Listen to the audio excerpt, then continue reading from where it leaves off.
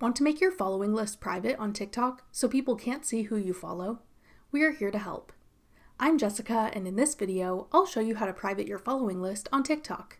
Now let's get started. To private your TikTok following list, open the TikTok app and go to your profile. Tap the menu icon in the top right corner. Then select Settings and Privacy.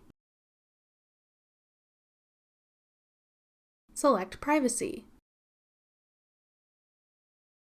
Scroll down and select Following List. Then tap Only You. Once you've changed this setting, your following list will be private on TikTok. That's all it takes to private your following list on TikTok. Want to make your Instagram following private? Check out this tutorial next. Click the video on your screen now to watch. Thanks for watching. If you found this video helpful, we'd love it if you'd hit the like button below and subscribe to our channel. We put out great new tech tutorials like this one every day.